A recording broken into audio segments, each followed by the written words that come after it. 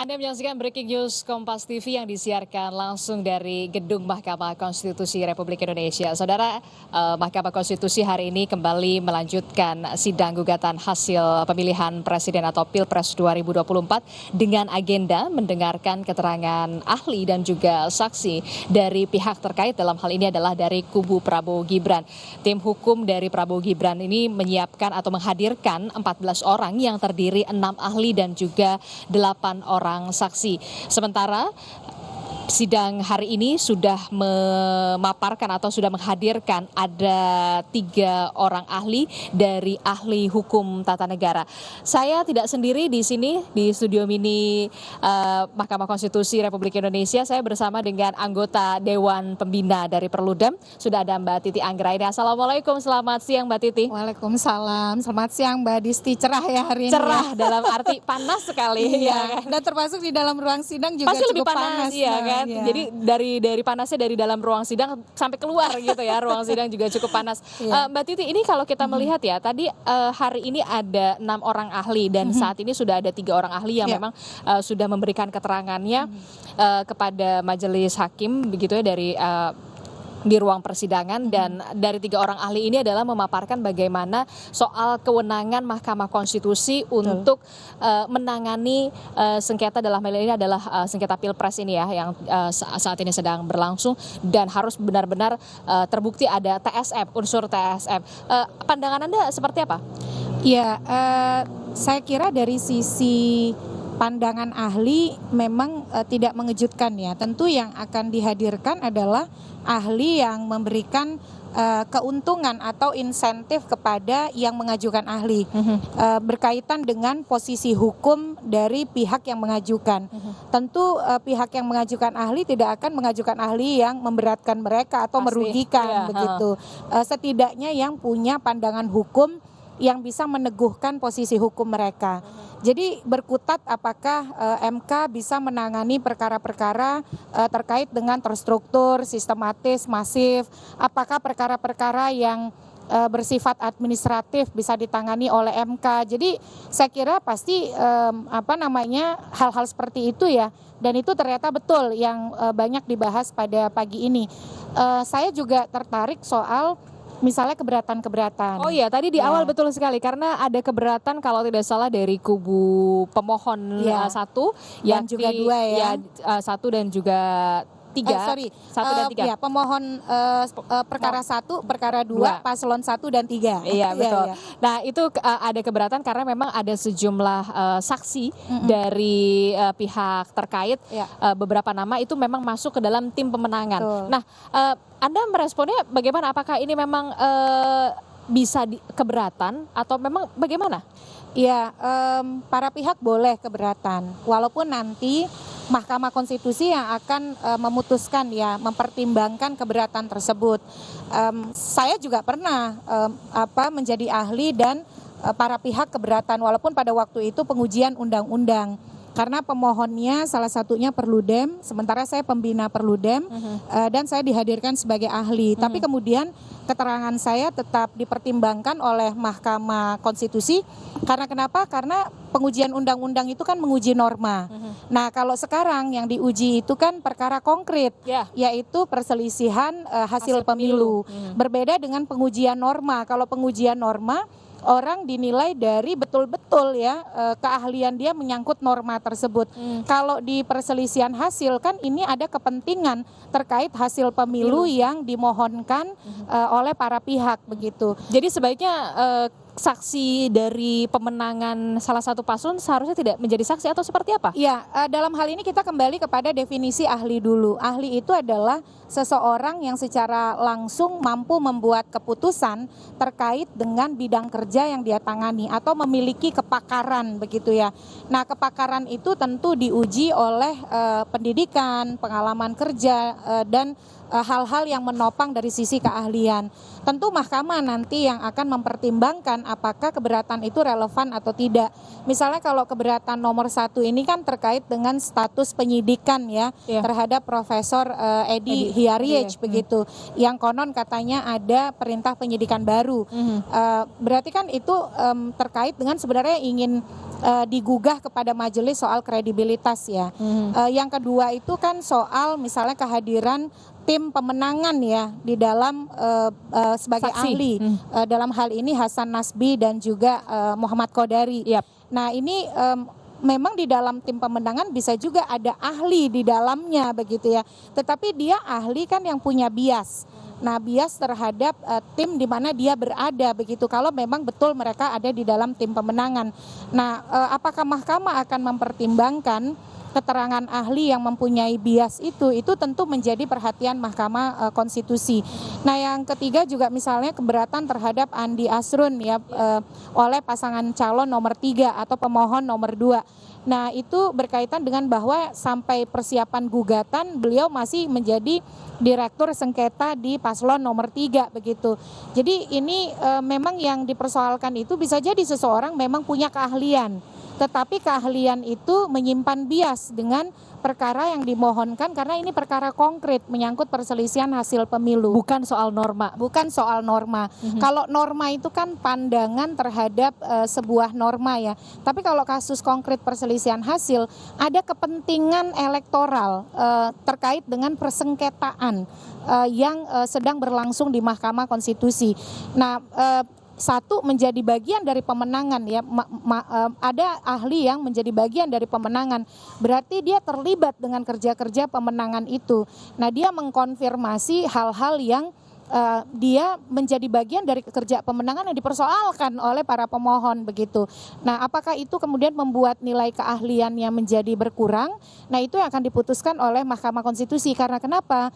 Keterangan ahli itu hanya satu saja dari alat bukti. Selain dari keterangan ahli ada surat atau tertulis. Yang kedua ada keterangan saksi. Yang ketiga ada keterangan para pihak. Yang keempat ada keterangan pihak lain. Yang kelima ada alat bukti lainnya. Misalnya transmisi elektronik dan lain seperti video, email dan seterusnya, dan yang terakhir bisa juga petunjuk begitu ya bagaimana kemudian memaknai sebuah peristiwa. Nah, ini yang saya kira kita tidak bisa hanya mendasarkan pada satu alat bukti saja, tetapi juga bagaimana dukungan alat bukti yang lain itu juga menjadi pertimbangan hakim di dalam membuat putusan. Ini juga akan menjadi penilaian tersendiri bagi hakim ketika kemudian ada keberatan-keberatan semacam ini. Ya tentu, makanya kemudian ya para pihak punya hak untuk menyampaikan keberatan, dan yang kedua keberatan itu yang akan menilai adalah majelis hakim apakah kemudian keberatan tersebut akan dipertimbangkan atau tidak begitu. Tapi kalau dari substansi kan yang dipersoalkan adalah soal bias dan benturan kepentingan ya, termasuk juga ada yang mempersoalkan soal kredibilitas. Karena misalnya status hukum yang sedang menjalani proses penyidikan, tetapi ini memang agak berbeda ya. Ada yang fokus kepada soal status hukum atau menyangkut kredibilitas ahli. Tapi kan tadi kembali ahli itu adalah orang yang memiliki otoritas atau kemampuan secara sendiri-sendiri atau bersama-sama untuk membuat keputusan terkait dengan bidang kerja yang ia tekuni, memiliki kepakaran dan keahlian di bidang itu begitu. Jadi kepakaran keahlian itu dibuktikan dengan pendidikan, dengan pengalaman kerja, sertifikat yang mensertifikasi kepakaran kemampuan yang dia miliki. Nah, ini kan yang dipersoalkan adalah biasnya atau benturan kepentingannya serta kredibilitas terkait dengan masalah hukum yang sedang dihadapi. Oke, kalau kita lihat itu ya Mbak Titi dan juga saudara, saat ini masih ahli begitu yang kemudian memaparkan keterangannya, ahli hukum tata negara Ya, Margarito Kamis saat ini memberikan paparannya, pendapatnya begitu ya terkait dengan bagaimana mungkin kewenangan Mahkamah Konstitusi juga di ini dalam. bisa pas ya Margarito Kamis di hari Kamis. Oke, Mbak Titi, ini juga kan yang menarik adalah selain tadi keberatan dari pemohon 1 dan juga pemohon 2 soal saksi dan juga ahli begitu ya yang dinilai tadi Anda mengatakan menjadi bias, kredibilitasnya dipertanyakan dan segala macam. Ini Oleh pemohon. Iya. oleh pemohon pastinya ya. Nah, ini juga yang menarik adalah besok Mbak Titi. Besok ini akan ada 4 menteri di kabinet Presiden Joko Widodo yang akan memberikan keterangan begitu ya. Ya. Bagaimana respon Anda? Besok hari yang sangat dinanti ya. Jadi sangat luar biasa. Apakah akan ada buka-bukaan begitu? Nah, nanti buka-bukaannya seperti apa kita akan jelaskan lagi nanti usai jeda. Tetaplah bersama kami di Breaking News Kompas TV.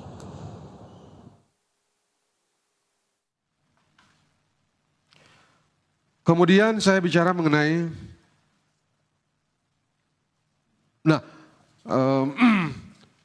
kemudian mengenai Mahkamah punya wewenang memutus sengketa perselisihan pemilu, itu dibicarakan baik di pasal 22 maupun bicara mengenai pasal 24C itu. Sementara sekali lagi di putusan mahkamah yang ditunjuk sebagai dasar untuk menyamakan pemilu dan pilkada, sekali lagi cuman pendapat yang sekali lagi mengambil pendapat Pak Selamat Effendi Yusuf. Yang mulia, berdasarkan argumentasi yang sudah saya sampaikan tadi dan teks pasal 22, saya berpendapat pemilu, pilkada tidak dapat disamakan dengan pemilu dengan konsekuensi mahkamah tidak bisa menyamakan, mahkamah tidak bisa mengambil perspektif pilkada atau tindakan-tindakan yang telah dilakukan untuk pilkada diberlakukan di pemeriksaan pemilu. Itu nggak bisa. Karena rezimnya berbeda. Sekarang saya bicara mengenai pengangkatan penjabat. Saya cukup percaya bahwa majelis ini paham tidak ada satu kata pun dalam Undang-Undang nomor 10 tahun 2016 itu yang mengatur tentang cara menemukan siapa yang akan jadi pejabat.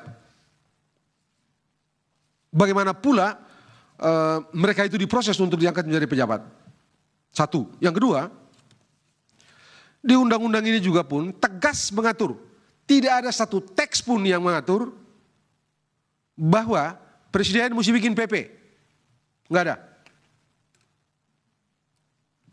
Dan itu sebabnya dalam kenyataan, dalam praktek, sebelum putusan mahkamah yang saya sebutkan terakhir itu tadi, kan sudah ada dilakukan pengangkatan sejumlah pejabat terlebih dahulu. Setelah putusan mahkamah itu tadi baru diterbitkanlah salah satu peraturan perundangan. Soalnya sekarang di fakta jurnalistik yang saya temukan ada persepsi seolah-olah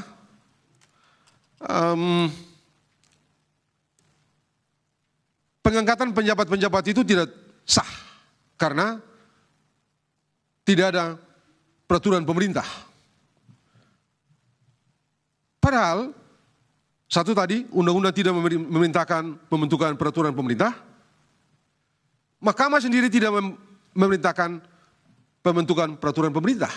Yang mahkamah nyatakan itu pun dalam pertimbangan peraturan perundangan.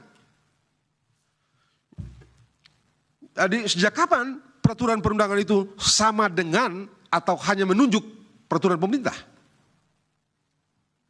Konsekuensinya, saya berpendapat secara hukum sah.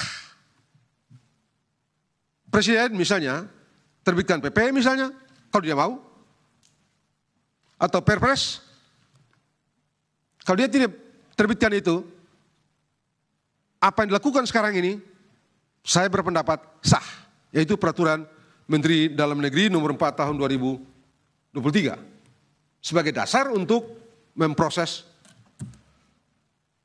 pengangkatan penjabat gubernur, bupati, dan wali kota. Apa mana hukum dari peraturan itu? Saya menyatakan, saya berpendapat bahwa kalau saja ikut teks undang-undang, maka presiden bisa menggunakan saya cukup percaya, Yang Mulia faham, bisa menggunakan diskresi Presiden. Bisa menggunakan doktrin. Menyaksikan Breaking News Kompas TV yang disiarkan langsung dari Gedung Mahkamah Konstitusi Republik Indonesia bersama saya Adistila Rasati. Saudara, kita masih membahas soal sidang gugatan dari sengketa Pilpres. Ini keterangan saksi dan juga ahli dari pihak terkait, dalam hal ini adalah kubu Prabowo Gibran, Mbak Titi, yang saat ini giliran didengarkan begitu ya keterangannya. Mbak Titi, kalau tadi kita melihat kan ahli dari hukum tata negara Margarito Kamis menyinggung soal perbedaan rezim pilkada, pilpres dan juga pileg. Nah, apa penjelasan Anda soal ini? Ya, ini memang ada dua pendapat bahwa pilkada itu bukan bagian dari pemilu atau terkait pilkada bukan bagian dari pemilu. Okay. Karena kalau kita bicara pemilihan gubernur, bupati, wali kota itu di konstitusi kita ada di pasal 18 ayat 4 Undang-Undang Dasar. Sementara kalau untuk pemilu itu ada di pasal 22E. Nah, di pasal 22E itu disebutkan bahwa pemilihan umum dilakukan untuk memilih presiden dan wakil presiden, anggota DPR, anggota DPD, dan anggota DPRD. Jadi di sanalah yang kemudian membuat dikotomi antara rezim pemilu dan rezim Pemda. Karena pilkada, pemilihan gubernur, bupati, wali kota di bawah bab tentang pemerintahan daerah. Sementara bab tentang pemilu itu ada di pasal 22E. Nah, tetapi perdebatan itu tidak lagi relevan hari ini. Kenapa tidak lagi relevan? Karena sudah ada putusan Mahkamah Konstitusi nomor 85 garis miring PUU strip 20 Romawi garis miring 2022. Di dalam putusan tersebut, kebetulan pemohonnya Perludem, itu Mahkamah menyatakan pilkada adalah pemilu. Bagi Mahkamah tidak ada lagi pembedaan rezim antara pilkada dan pemilu. Karena apa? Ada setidaknya di dalam putusan tersebut 5 alasan. Tapi saya sebut saja 2 alasan ya. Karena pilkada dan pemilu sama-sama diselenggarakan asasnya langsung, umum, bebas, rahasia, jujur, dan adil. Kita pergi ke TPS kan langsung memilih ya, tidak diwakili dan tidak melalui DPRD tentu saja. Yang kedua, pilkada diselenggarakan oleh satu kesatuan fungsi penyelenggaraan pemilu oleh KPU, Bawaslu, dan DKPP. Mahkamah menyatakan publik sudah terbiasa dengan penyelenggaraan pilkada yang dilakukan oleh penyelenggara pemilu. Sehingga bagi Mahkamah tidak relevan lagi membedakan antara pilkada dan pemilu. Oleh karena itu di putusan tersebut Mahkamah kemudian menyatakan perselisihan hasil pilkada itu tetap ditangani oleh Mahkamah Konstitusi, bukan oleh suatu badan peradilan khusus. Jadi itu adalah pengujian undang-undang pilkada yang membatalkan pasal tentang kewenangan badan peradilan khusus untuk menyelesaikan perselisihan hasil pilkada.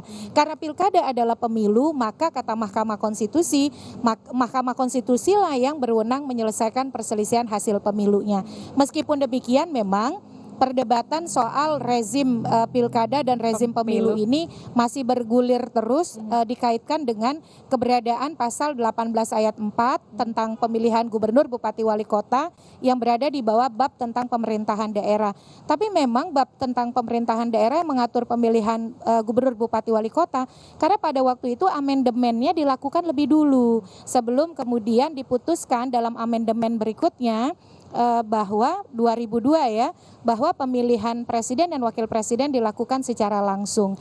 Tapi dalam konteks saat ini dan jelas ya konstitusionalitasnya putusan Mahkamah Konstitusi nomor 85 2022 tidak ada lagi pembedaan antara rezim pilkada dan pemilu. Oke, jadi itu sudah clear ya kalau soal itu ya. Kalau bagi saya clear karena rujukannya putusan MK. Ya, karena memang landasan hukumnya sudah jelas, betul, begitu ya. Betul. Kalau memang nanti ada sengketa pilkada juga tetap harus ditangani oleh Mahkamah Konstitusi.